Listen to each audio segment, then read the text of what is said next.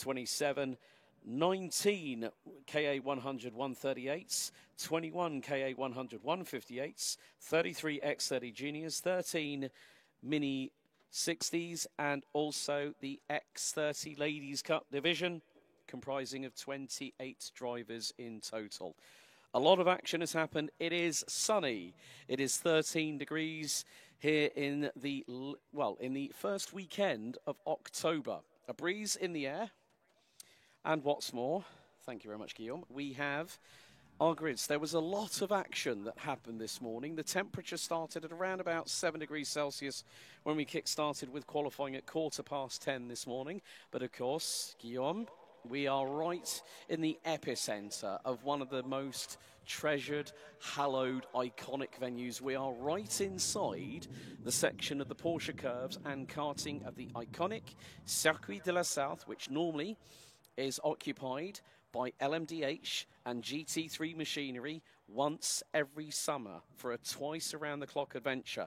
But here, again, at this circuit, we're just a stone's throw from the Circuit International d'Alain Prost, of course, the four-time Formula One world champion. Last won his final title back in 1993 with Williams before deciding to retire and then went on to bigger things. But there you see on your screens at home a big grid. 34 X30 seniors getting ready to start their first of, this is the first of 11 qualifying heats today. We'll have 22 qualifying heats tomorrow, and we're going to have 9 super heats tomorrow, which means it is going to be a long day in the office tomorrow, but also that shortens things up because we have the finals on Sunday. We'll find out who will be our Eurocup champions, who will be our Ladies' Cup champion, and more importantly, who will become the Nations Cup champion.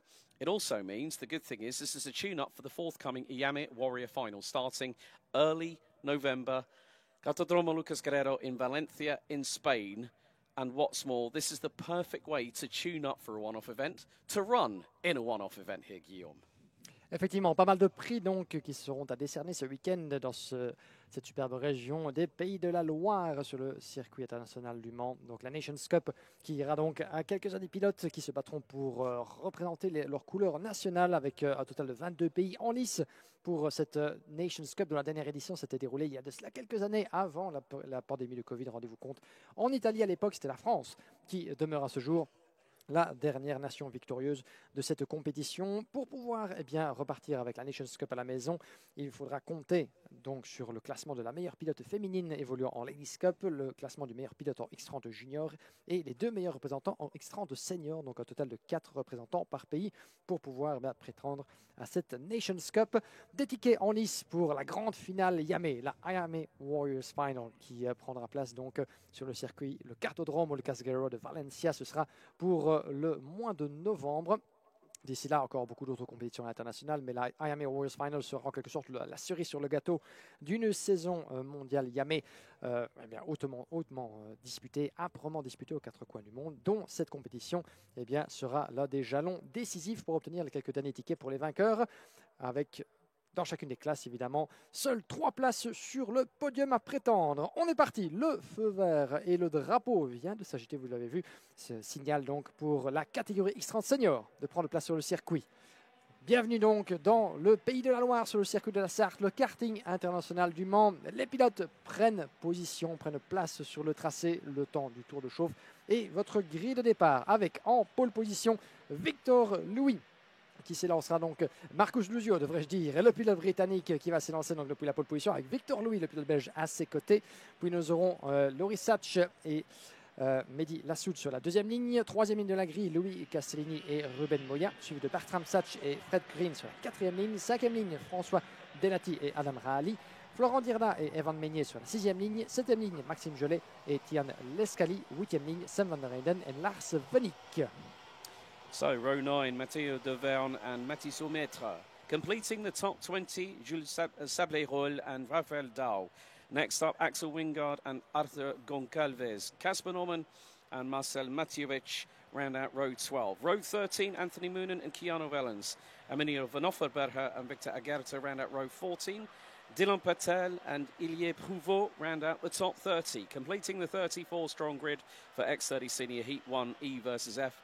Lucas Gayson, Charles Lambert, Milo van Bagenhout and Mathis Molinier. 10 minutes on the timer, plus an additional lap as the drivers hit the tram lines for the first time. We're green, green, green, and the IAME Eurocup is officially underway here at Le Mans. And, well, one of the carts trying to go round the outside through the opening corner, but it's a bit of a scramble here. Everyone making it through cleanly thus far, but into the 90 right here at turn 4. One kart has definitely gotten away quickly. Luzio. Yeah, Marcus Luzio, the premium karting driver in the 320, but look at the peloton behind the Brit. Et un superbe départ, effectivement, depuis la pole position. Ça l'a bien aidé, Marcus Luzio, sous les couleurs premium karting. On verra ce que le Britannique va pouvoir faire dans cette épreuve. On est parti pour 10 minutes plus un tour. Vous voyez d'ailleurs les secondes qui s'égrènent sur le coin gauche de votre écran pour cette première manche opposant les groupes E et F. Les pilotes donc parmi les moins heureux, dirons-nous, lors des séances qualificatives qui se sont tenues ce vendredi matin. Maintenant, la qualification c'est derrière nous. Place à la course, place aux choses sérieuses. Et Marcus Luzio est bien parvenu à s'extirper de bien belle manière depuis la première position du peloton. Un premier tour de bouclé, Marcus Luzio 3 dixièmes de mieux sur Victor Louis en deuxième place. Nous avons Louis Castellini qui remonte, 2 places de gagné dans le top 3 devant Madila Soudel, Laurie Satch, Adam Rahali, Bertram Satch, Maxime Gelet. 5 positions de gagné pour Maxime Gelet, belle performance de celui qui brille au niveau national. Fred Green, Ruben Moya en 10e position. Ruben Moya au volant du châssis Pantano, pas forcément des plus heureux dans ce premier tour. Il a perdu 4 places, s'accroche au bord du top 10, vous le voyez. Alors qu'ici nous arrivons dans le banking, ce double gauche légèrement incliné, légèrement incurvé et qui relance les pilotes vers le droit suivant et la ligne droite de retour. 17 virages, 1,4 km presque à parcourir ici sur ce circuit du Mans. Et regardez ce qui se passe. On avait pensé, mon cher Alex, que l'espace du premier tour, eh bien Marcus Luzio allait pouvoir creuser un écart suffisant pour ne plus être inquiété. C'est tout le contraire qui se passe puisque Victor Louis revient de plus belle dans sa foulée. Yeah, Victor Louis right on the back bumper of Marcus Luzio heading into turn 1 here on the next lap. But the main thing is, it's all about how Victor Louis chances the opportunity. He's got to look for the window of when he can get past, but Marcus Luzio is going to park that kart on the apex whenever he can, and he's very much got the right to do so.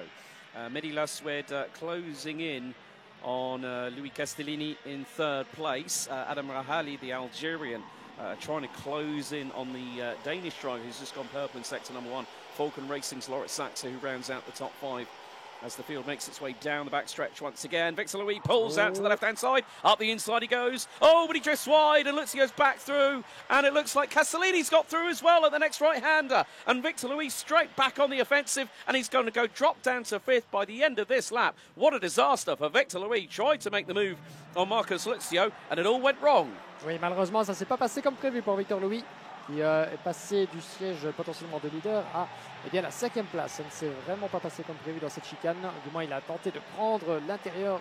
C'était ce qui était attendu de la part du pilote belge, évidemment, qui avait pris l'aspiration de bien belle manière dans la ligne droite de retour. Il s'est porté à hauteur de Marcus Luzio, mais le Britannique avait senti le coup venir, évidemment, a croisé la trajectoire, a repris l'avantage. Louis a perdu du terrain en sortant des limites de la piste légèrement. Le voilà en 5e position, puisque Laurie Satch et Louis Castellini sont passés devant.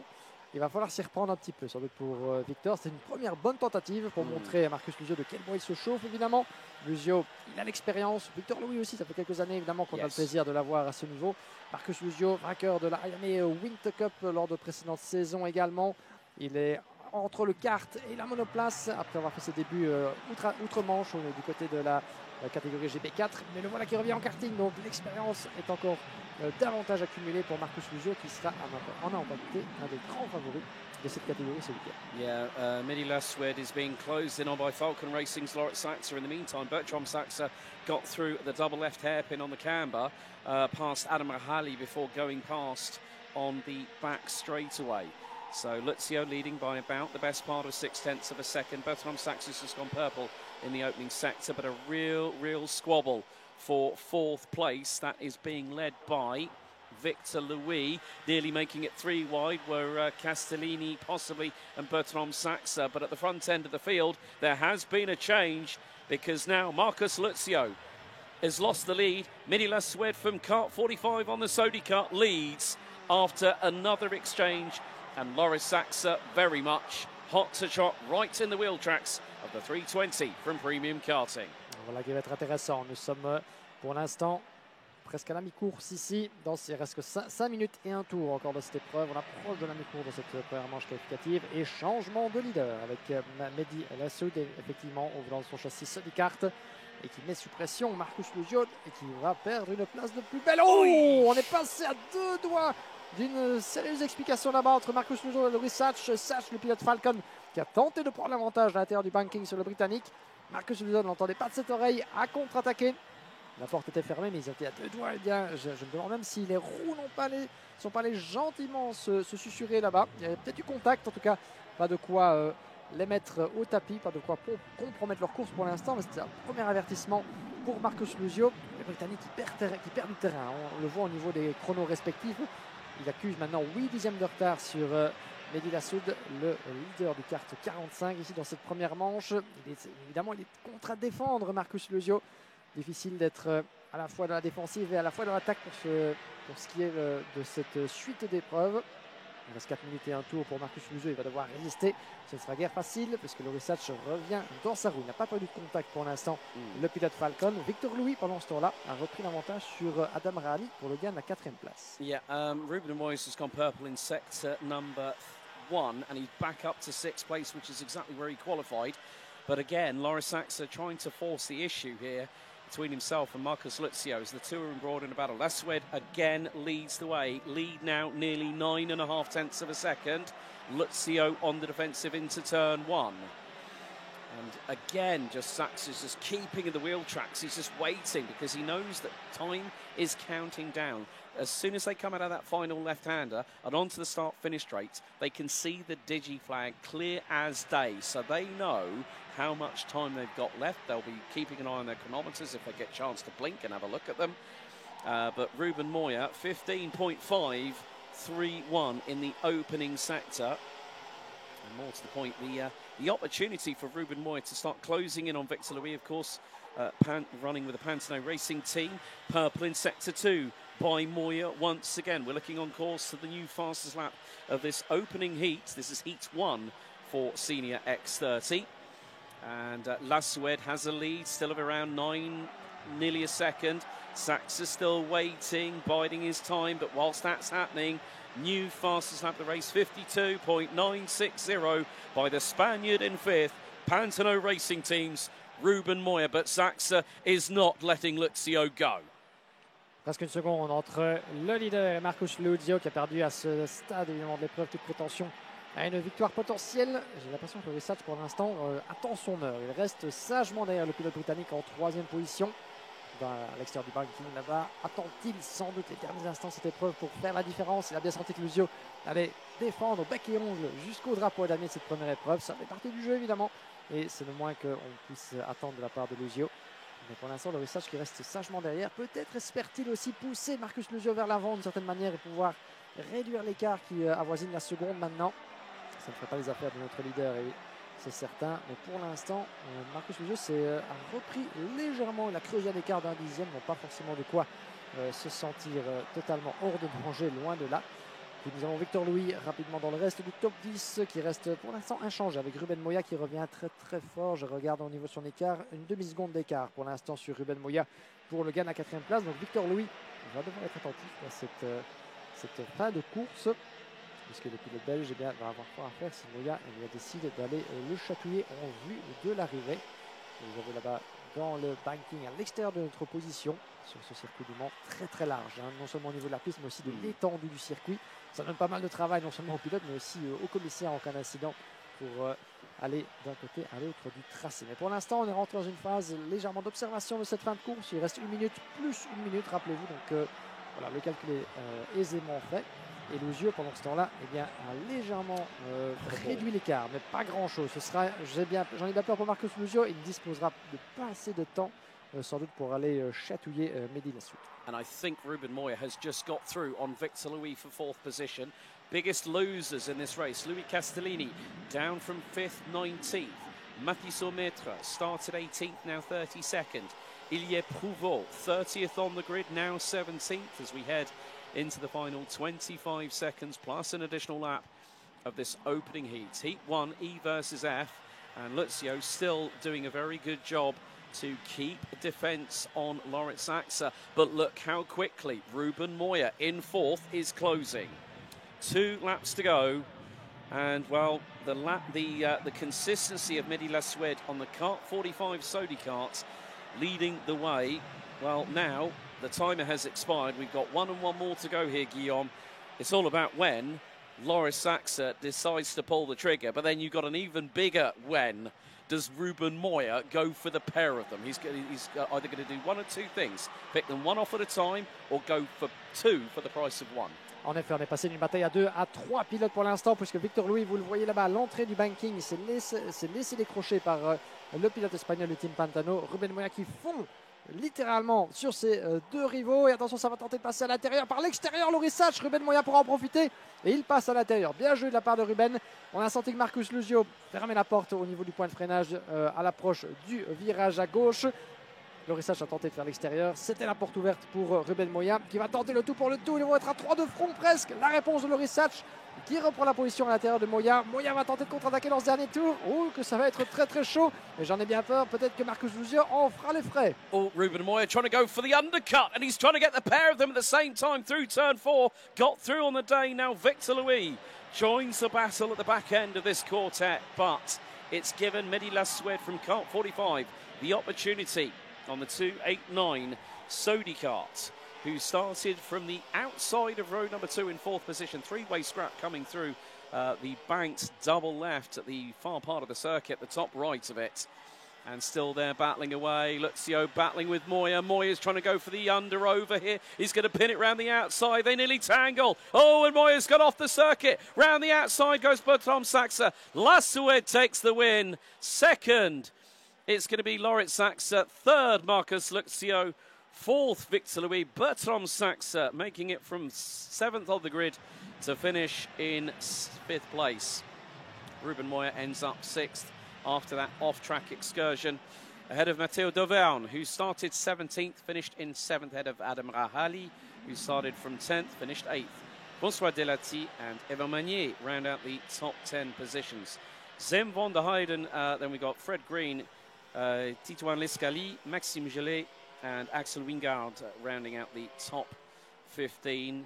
Ilya Prouveau up 14 spots from 30th to finish 16th. Ahead of Marcel Matjevich, Lars Venning, Keanu Valens, Florent Dierda rounding out the top 20. Charles Lambert, Louis Castellini finishing 22nd ahead of Jules Sablé-Roll, Anthony Moonen, Rafael Arthur Goncalves, Emilio Van Offenberger, Casper Norman, Lucas Gayson, and then we've got Victor Aguerta, Dylan Patel, Mathis Sometra, finishing all the way down in 32nd with Mathis Molinier and Nilo van Buggenhout completing the finishing order, all making it to the checkered flag.